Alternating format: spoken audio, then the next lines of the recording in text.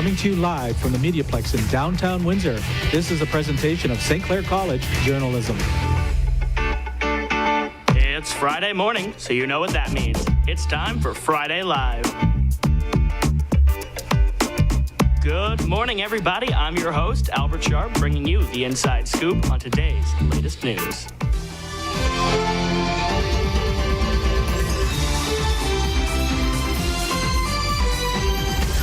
And in our first story of the day, Americans are biting their nails as the 2020 presidential election nears its close. At this time, incumbent Donald Trump has 214 electoral votes, and his Democratic opponent, Joe Biden, holds 264.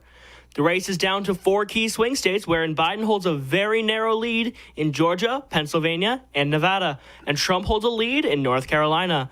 Biden only needs one more state to secure the victory, but the race is too close to call at this time. If there are any major updates to this story, we'll update you at the bottom of the show. Now, sleeping outside isn't for everyone, but that's exactly what took place earlier this week, and Zachary Balogh has the details. The Downtown Mission and Ron Dunn are holding its 4th annual Bench Talks and Sleep Out tomorrow. This event is to raise awareness of the homeless crisis taking place in our community. Rukashini Punaya Gulen, the director of the Downtown Mission, talks about the purpose of this event. The services and programs that we continue to provide here for hundreds of individuals every day and every night. And we'd just like to make a difference in people's lives, help to find affordable housing for them. Come join Ron and consider sleeping for a few hours in front of 875 Olette Avenue to get an experience of what many in our community are facing. For MediaPlex News Now, Zachary Balogh. Now, the weather held up pretty well for them earlier this week, but I'm hoping that the weekend weather will hold up just as well. Zach, what do we got? Well, we got a little bit of everything. We got sun, and more sun for this weekend. Today will be sunny and a high of 19. Currently, it is sunny and 11, and now let's take a look at that weekend forecast. Saturday, we will see sun and a high of 20. Sunday, we will see a mix of sun and cloud and a high of 19. Monday, a mix of sun and cloud and a high of 19. See, Zach, warm and sunny. That's all I ever ask you for. Well, that's nice, because it's going to change on a dime. Please don't say that. Already did. And of course, stay tuned for the weirdest news found on the internet. Today I have topics such as clowning around, Florida man, and Mayor Doggo. That is coming up at the end of the show. Oh boy. It's Friday morning, and today we're talking about stress, solidarity, and safety. But first, let's take a moment to talk about some major news here at our own little slice of St. Clair College. It has been 10 years since the MediaPlex first opened its doors, and I, for one, am proud to be studying here. Zach, how do you feel? I mean, I'm excited to be here. I'm thrilled. I mean, this building is pretty much like what you need to study this business. Oh, yeah. 10 years ago, I remember walking past this place for the first time, being like, that's new. Yeah. I mean, and actually, fun fact, St. Clair College bought this for $1. For $1. For $1 and put many millions of dollars into it. I mean, I can imagine. I never expected I'd be going to a school or be using this kind of equipment regularly. Yeah, me neither. I mean, this is beyond school. You feel like you're actually working in the business. I mean, we're getting ready to, so. And that's all that matters. And on to our next story of the day. Creating green space and trails is important for many in Essex County. And Zachary Balogh put on his hiking boots to find out more. Calling all hikers, walkers, and single-track cyclists, the Essex Region Conservation Authority is looking to create a trail at the Holiday Beach Conservation Area. The Amherstburg Foundation website reports that the trail's typography would be generated by fill from a created wetland on the property, which, combined with restoration of existing farmlands, places the trail within a restoration site. Kieran McKenzie, the chair of the Essex Region Conservation Authority, says that he hopes it will bring more people to the area. For people to live and enjoy, and this project is a perfect example. In about a year's time, we'll see cyclists more cyclists in Holiday Beach, and more people enjoying the walking trails as well. So we're just very much grateful for the partnership and looking forward for the project to move forward. This project is split into 3 phases and will benefit the marshes and Lake Erie areas. This project has a price tag of about $75,000 and only 82% for the first phase has been raised so far. If you are interested and would like to donate, you can go to EssexRegionConservation.ca. For MediaPlex News Now, I'm Zachary Balogh. During these times of quarantine and social distancing, Liam Major explains how maintaining your mental health is more important than ever. Hi, I'm Liam Major, and welcome to Health Minute. Today, we'll be talking about the coronavirus and how it relates to the mental health of Canadians. Everybody's talking about the virus nowadays, but the mental health concerns it can create have been less vocalized. However, a study by the Centre for Addiction and Mental Health shows that perhaps it should be a bigger part of the conversation. In the study, researchers found that 1 in 5 adult Canadians have sought out professional help due to mental health concerns related to COVID-19. They also found that 25.8% of Canadians polled had fear of getting the virus, an increase from the 20.3% recorded from the summer. Overall, it seems that COVID-19 is taking an increasingly heavy toll on Canadians' mental health. These numbers are worrisome and certainly an indication that mental health issues are a less discussed side effect of the pandemic. For Health Minute, I'm Liam Major. Now, Jessica Tatton brings us the latest details on a recent online seminar between members of both the Black and Indigenous communities in Windsor. On October 28, 2020, We Are Not a Phase, Indigenous Screening Series and Talks, was featured on bookaboo.com. The event discussed Black and Indigenous solidarity and screen films made by people of color across Canada. I keep going and your heart keeps breaking. The webinar featured guests Irene Moore Davis, Jeremiah Bowers, Dr. Erica Niganawejan, April Roy, and TJ Travis. One question that all guests had similar answers to was, what is home to you? What I was thinking about home while I was traveling is, where are my roots? And it wasn't until the pandemic, actually, home really means where your people are. As Black and Indigenous people feel empathy for one another, the discussions of race and struggle will continue. You can find these films and discussions on bookaboo.com. I'm Jessica Tatton, and you're watching MediaPlex News Now. Now, what are the difficulties that international students face while studying online? Simranjeet Kaur has the story. It is very difficult for international students to pursue their studies online when they are in India. They didn't ever come to college, so it is hard for them to even understand a teacher's accent. Gurvinder Singh Manan is pursuing Master of Mechanical Engineering at University of Windsor, and he shares his experience. Back in India, I did my first semester in May. So I came to Canada by the September. For the May course, the May intake, it was a lot difficult because the concepts were not well explained. We had to, face a lot of situations where in the exams also, because you have to submit online tests, and these online tests gets very difficult. Scanning and posting all the answers gets a difficult thing for each and every student, because not every student has access to all the mobile phones, the smartphones. So I feel that online studies is not a good option. International students who are not in Canada have to stay up late at night to attend classes at 4 o'clock in the morning, when that class is taking place at 3 o'clock in the afternoon in Canada. Charanjit Singh is doing Master of Mechanical Engineering at University of Windsor.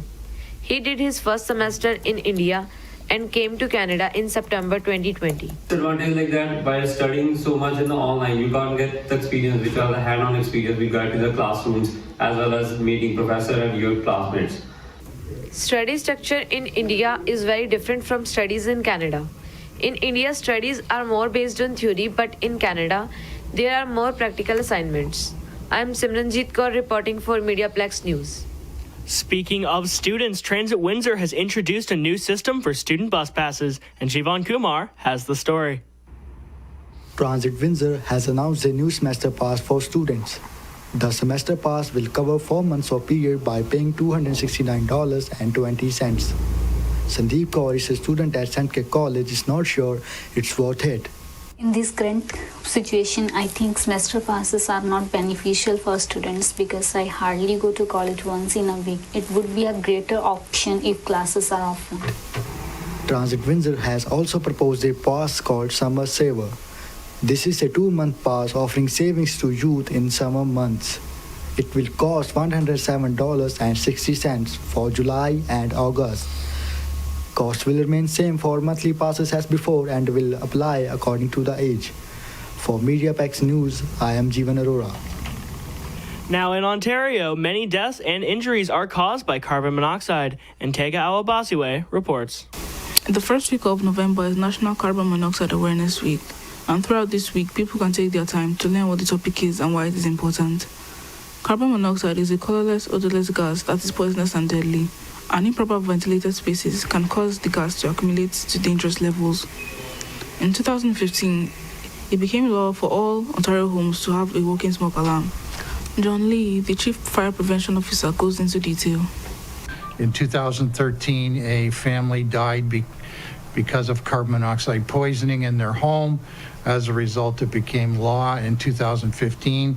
Since 2015, homes are required to have carbon monoxide alarms outside their sleeping areas to protect them from CO poisoning. It is said that in Ontario, 65% of deaths and injuries caused by carbon monoxide occur in homes. Haley Blaine says having a working smoke alarm makes her feel safer in her home. Having the fire alarm in my home is a really great way to stay protected from things that could be going unnoticed by the people who reside in the house.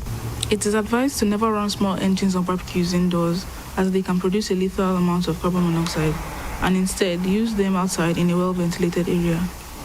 Let it be known that once Carbon Monoxide Awareness Week is over, we should all still take our time to educate ourselves on the topic so that we can make our homes a little bit safer. This has been Tega Awabasiwe, reporting for MediaPlex News Now. Now, I've always been one to complain about the weather, as you all know.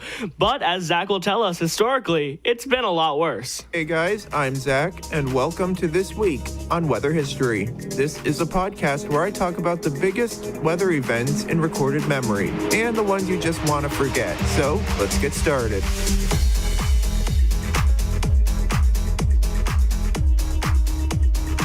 It was a perfect summer day in the small community of Goderich, Ontario. The waves of Lake Huron crashing against the shoreline, people mingling and enjoying the perfect day like it was a perfect dream.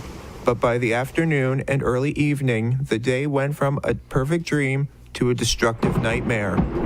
On August 21st, 2011, a violent tornado moved through the heart of the town of Goderich. According to Highways and Hailstones, sometime after 3 p.m., a storm had developed over southern lower Michigan and moved over the open waters, intensifying as it reached the international border. As the storm neared the Ontario shoreline, it had become a classic rotating supercell, something that still rotates in people's minds to this very day. Just after 3:48, Environment Canada issued a tornado warning for Goderich, and at 3:55, the tornado came onshore and blasted through the town. There was 1 death and 37 injuries, as well as significant damage to the town square as a result of this storm. That does it for this edition of This Week on Weather History. I'm Zach, signing off. Now this next segment is dark and full of terrors, which is pretty fitting for something born from the mind of Tristan Zuderveen.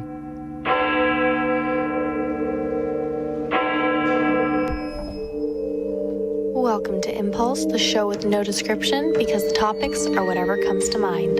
I'm Tristan Zuderveen. Everyone's heard at least one story about the power of mirrors. Use the bathroom mirror to summon the ghost of Bloody Mary. Break one and you'll have bad luck for 7 years. One of the lesser-known tales is the dangers of leaving reflections to face one another, otherwise known as the mirror vortex. When two mirrors are set up across from one another, the same image is distorted infinitely, seeming to go on forever. Similarly, the energy captured between the two mirrors is trapped, bouncing back and forth, creating a vortex. This unending rebound of energy is chaotic and can open a figurative doorway, allowing spirits and entities to pass through. The Stanley Hotel in Colorado is the home of one of the most infamous mirror vortexes in North America. Located in the center of the hotel, the grand staircase is the site of a famous photo of a ghostly apparition taken by a guest. In this single stairwell, 12 mirrors can be found facing each other. At the top of the stairs, at each end of the connected hallway, matching mirrors can be found, making the entire second floor a large mirror vortex. Of all the lore surrounding the looking glass, the dangers of the doorway to the other side gives you reason to fear your reflection.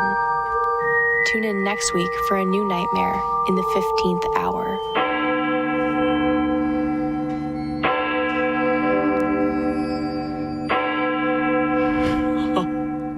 Now, if you'll excuse me, I'm going to get rid of every single mirror in my house because now I'm absolutely terrified of them. Please hold me. I'm scared. Honestly. How does she come up with this stuff? I have no idea, but it's really fascinating. You know what? Another thing that's very fascinating is that if you wanted to channel your inner Batman, Superman, or Spider-Man, Cartoon Kingdom is the place to be. But where exactly are they now?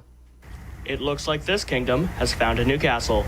Pop culture retailer Cartoon Kingdom has been operating in Windsor for over 22 years. And last week, the store previously located in Provincial Plaza packed up its stock and reopened in Ferrari Plaza on Walker Road. Co-owner Nathaniel St. Pierre said this move has changed the visibility of the business. So we're hoping with, kind of the holiday season approaching and all that, there's going to be a lot more people that find us who are, visiting the plaza with Bell and EB Games and M&M here, or even Canadian Tire or Home Depot across the street. So the store prides itself on its extensive collection of pop culture merchandise. And as you can see, Cartoon Kingdom is the prime spot for all things pop culture, nerd, and more. And, as the employees will tell you, the new space leaves the store open to do bigger and better things. It's so much better. It's more open. It's more organized.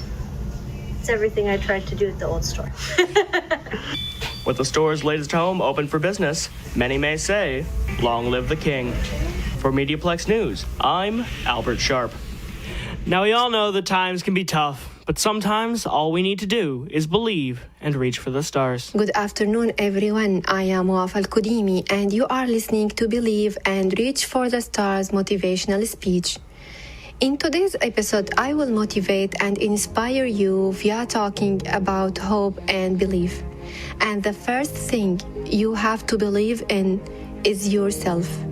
You have an infinite strength within you. Nobody can stop you to do whatever you want towards achieving your dreams unless you stopped yourself. Even if you felt after working hard that the door you knocked at just shut in your face, don't get upset. Just believe and be sure that there are better doors, that your dreams are hidden behind them, are waiting to open for you. Everything happens for a reason, and sometimes we can't understand why certain things happen to us.